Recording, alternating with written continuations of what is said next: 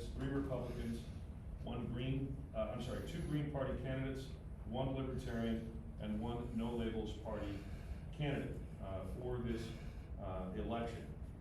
Now, early voting for the special general will begin on August 27th, and the general election canvass for the September 23rd election will take place on October the 14th at 10 o'clock in the morning. At that point, we will officially have a new congressperson here in CD7. Just a couple other statistics that I'd like to share with folks. There are 438,930 Arizonans who are eligible in this CD7 special primary across 6 different counties here in Arizona. As of yesterday afternoon at approximately, yesterday afternoon at approximately 1 o'clock in the afternoon, early voting totals for each of the counties were as follows. For Cochise County, 36%. For Pinal County, 21%. For Santa Cruz County, 30%. For Yuma County, 18%. Here in Pima County, 39%.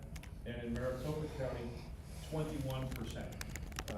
For reference, these are very special circumstances.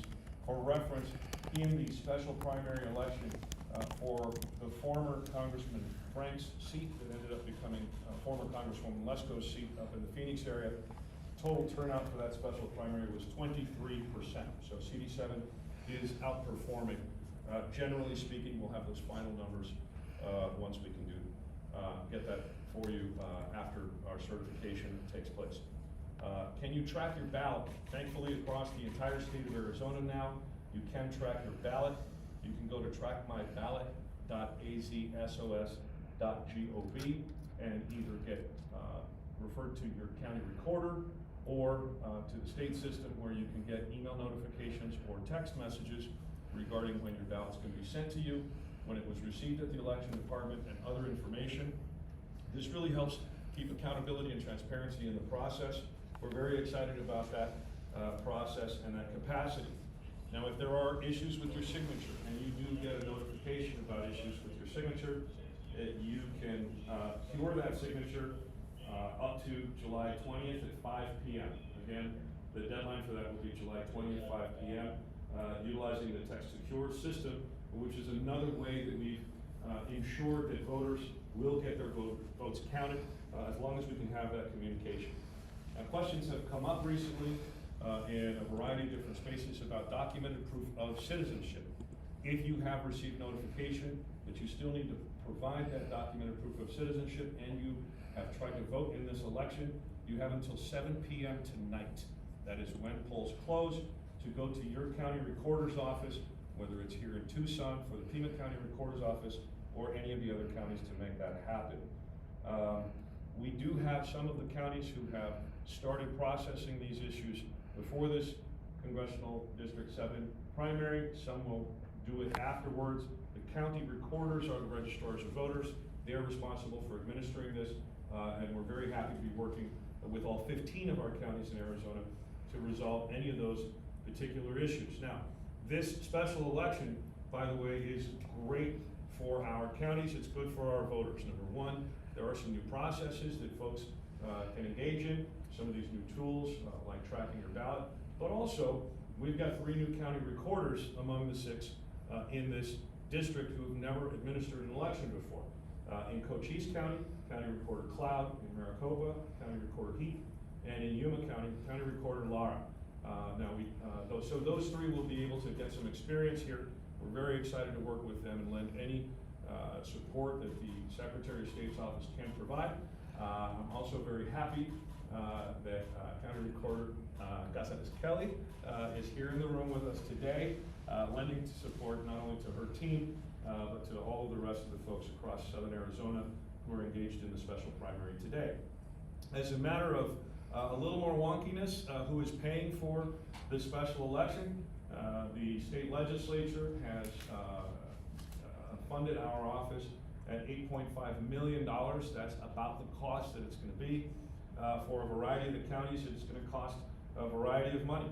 Up in Maricopa County, for example, their proportion is going to be about $906,000.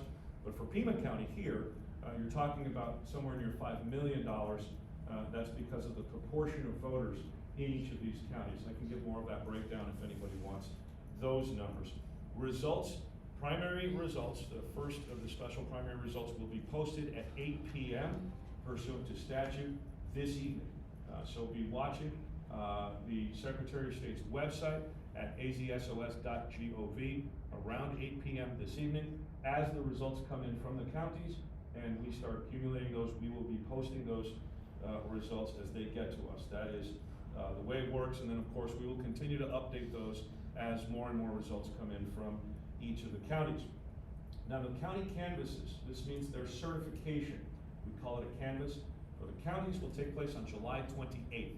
That's when you'll have the official numbers for this special congressional primary election. The statewide canvass will take place 3 days later on July 31st at 10 a.m. At that point, we will know exactly who's going to be on the special general election ballot on September the 23rd. And the deadline for any challenges is August 5th, a few days after that.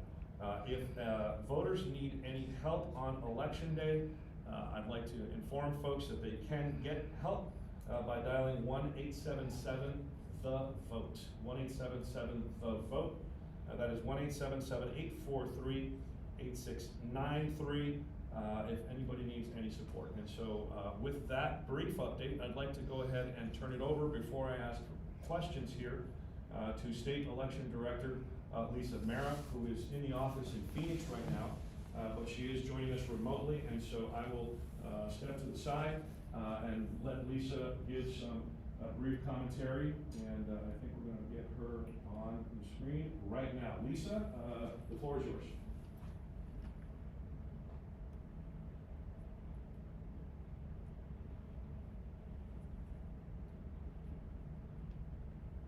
Turn on the mic so I can tell her. Lisa, the floor is yours. Thank you, Secretary Fontes, and thank you all for being here today.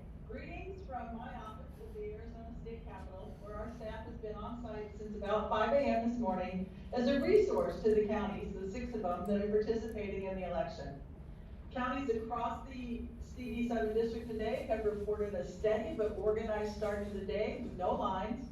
From the cities of Maricopa County to the rural precincts in Cochise and Santa Cruz counties, election teams are focused and committed to serving voters with integrity and professionalism. I want to recognize the strong leadership, as the Secretary mentioned, that we're seeing throughout the district today, with 3 county recorders being newly elected, Recorders Cloud, Keith, and Lara, and also Melissa Avant, who's the new election director in Cochise County, who took charge by leading a complex operation today with a steady hand and clear purpose. Above all of that, I want to thank the poll workers and our political party observers. These are everyday Arizonans who show up before dawn and easily work a 14 to 16 hour day on their feet. The conditions can be demanding, the public scrutiny is real, and the work is hard, but yet they keep showing up election after election because they believe, like I do, that the process works and it's important. We often say that elections are a cornerstone of our democracy.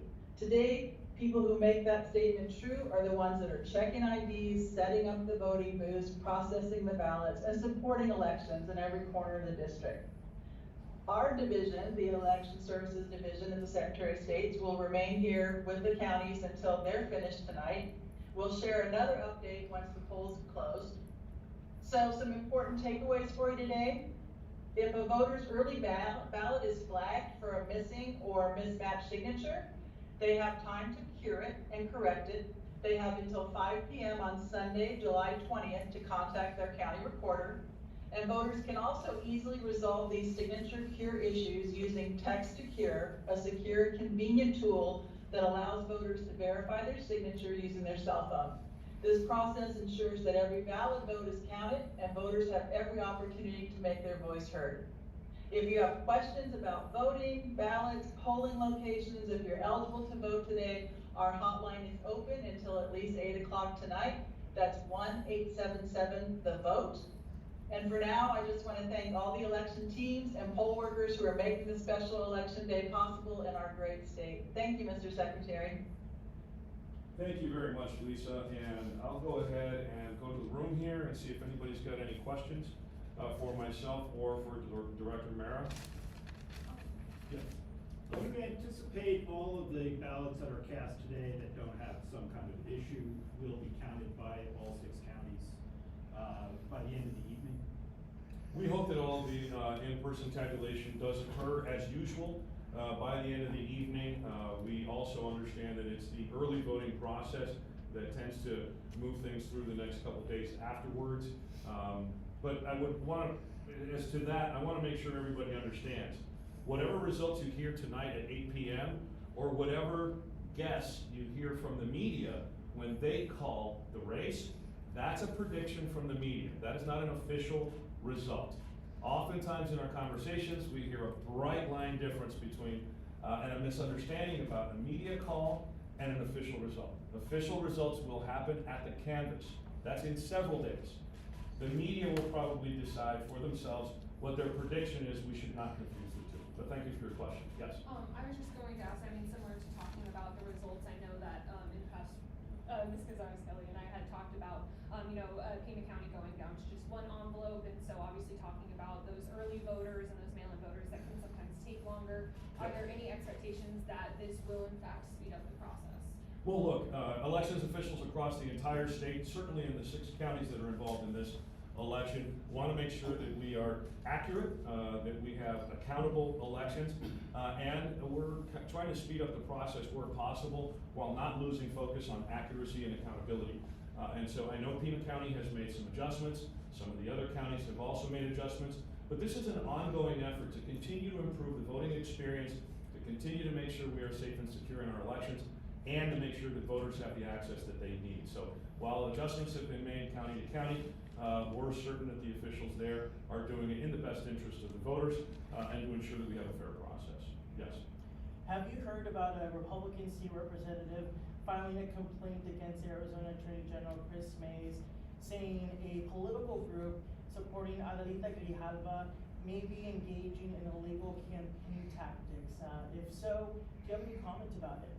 Well, at this stage of the game, we're focusing on the administration of the election, not on the political shenanigans. You can file complaints up to August the 5th. All of those political questions are questions that the political parties and the candidates are going to have to deal with. Today, our focus is on the voters. Our focus is on the officials making the election happen. The campaign stuff is really much more political, and so we'll let those responsible parties deal with that. We'll start over here and go across the room. You said 8-some million from the state and varying expenditures from each of the counties. Yes. Do you have a total estimated cost? Well, the legislature did fund this election at $8.5 million. We will be through the process that we utilize. We'll be reimbursing the counties for the money that they spend. Hopefully it's within that. But unfortunately, the election administration in Arizona has been woefully unfunded for a very, very long time. We are continuously working with the legislature, secretary after secretary, county governments after county governments for a long time have been trying to get our elections fully funded. That sounds like a complaint, and frankly it is. We wish that this exercise, as important as people claim it is, we wish they would fund it to the level that would get it to recognize the value that it does have. Yes? You mentioned people who have, voters who have been required documentation of citizenship. Yes. So are there voters who have been asked to document their citizenship but also have a ballot? Or would that prevent them from having received a ballot? Federal law prohibits election officials from turning away anyone who comes to vote at a polling place. Now, that doesn't mean that they may get a full ballot and that ballot's going to be tabulated. Let's say someone who is not registered shows up. Federal law requires that they get a ballot, but it will be provisional and it will be worked out of the system. In other words, it won't be tabulated. We have to take that into account because we cannot break the law. That having been said, if an individual does arrive and they do cast a ballot, or they've cast a ballot by mail, and they are still required to show that documented proof of citizenship, they must do so before 7 p.m. tonight. And we are counting on those local election officials to have notified those voters of this circumstance in each of the 6 counties where they're responsible. Yes, sir. Thank you, Mr. Secretary. Is there any instance regarding proof of citizenship of, say, some non-citizens having cast provisional ballots and those ballots being invalidated right now? Do you have any updates on that? Well, I don't have any updates on that because those are provisionals that would go through a system and not be counted. And so those statistics we'll find out after the canvass. But the reality is, you bring up a good point.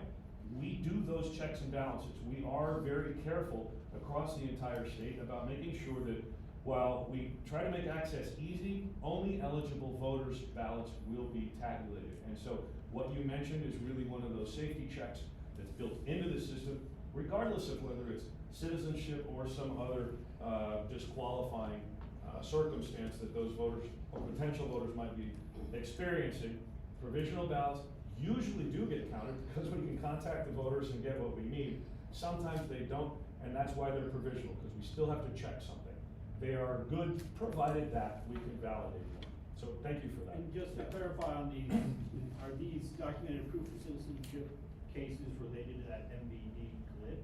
Some of them can be related to that, but when you get into this business, you know that it's never one category. There's always a whole bunch of different reasons why. We try to narrow it down for ease of consumption of information, but there's a lot of different reasons why we might be experiencing. But that's being impacted in this election for the first time. It is the first election that this is impacting some of the potential voters, and so it's actually a good run for the 6 counties and for the rest of the state to observe how we're dealing with it down here. We'll be taking lessons learned and continuing to try to improve our systems across the state as we see these circumstances unfold. Yes. I know you don't have a crystal ball, but you said CD7 is outperforming in terms of, the voting percentages. Can you kind of read the tea leaves as to why you think so? As to why we think it's outperforming? Gosh, no. I don't want to read those tea leaves. Look, this could be a function of a greater political angst out there in the world. It could be a function of very effective campaigns turning out their voters. It could be a function of the fact that our elections officials continue to get better and better at making access easier and easier for voters, and that's a good thing. So any of those factors or a combination might be a reason why, but I'm not going to speculate as to any specific reasons. Yes? So I know in the past you've just always kind of been on the forefront of election security. I know that you were on Capitol Hill, I met you then Yes. a couple years ago, just talking about safety for election workers and everything like that, poll workers. And so just regarding this election, I mean, what have you been seeing in terms of security, any changes in that area? Well, most of the time it's not our practice to discuss our security protocols until well after the events, because we want to make sure that we're doing that job well first and executing well, and then eventually we can talk about it. I will give you an example from the past, however. On election day in 2024, as many of you have reported, we had 15 different bomb threats across the entire state of Arizona. But the voting in Arizona on election day experienced minimal disruption. Now, it's a real story of success, because with all of that bad activity, the voters didn't really experience any issues. And that's because our office, in conjunction with county election offices, county recorders, law enforcement, and even members of the media, we went through a whole series of training getting up towards the 2024 election cycle, and that worked. We didn't have the disruption that could have happened had we not gone through that training. So I'm very pleased with the work that we've done statewide. I'm very excited about what has happened so far in the 6 counties that are administering this election. And we're, dealing with a whole lot of professionals that are very dedicated to their work, and we're happy for that. Yes, ma'am. Thank you. I know it's pretty early, but have you noticed any disruptions at polling areas, like issues with access? I know we talked about citizenship questions and even, just longer lines or issues with processing, anything like that so far today? As a matter of fact, we've seen almost no issues. We've seen very, very few lines on this special primary election, which is kind of as expected. It's not really something that has garnered an enormous amount of election outside of the district, and so we're glad for voters. We're glad that so many voters have voted early, which is evidenced by those larger turnout numbers, and so I think things are going very smoothly up to this point, and we hope it stays that way through the rest of the day and into the evening. Yeah.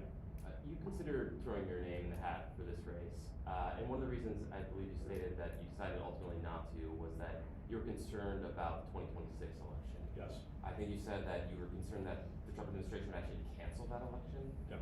Do you still hold those concerns? And is there anything you've seen in this election so far that suggests that that might be the case? There are special elections happening across the United States all the time. But the evidence that I've seen that has led me to that conclusion, and I maintain that not so bright outlook, have to do with the fact that, here we have an individual who said, if you vote for me, you won't have to vote again. In January and February, cut off all of our communications with the Department of Homeland Security and CISA. Eventually then issued an executive order that purports to federalize elections, which is a state function, not an executive branch of the federal government function. And then we have warnings from the Department of Justice that elections officials are going to come under criminal investigations for some kind of mythology. All of this evidence leads me to a reasonable conclusion that those kinds of attempts to thwart a free and fair 2026 may be afoot. And I'm not saying it because of political hyperbole, I'm saying it because that's where the evidence is pointing.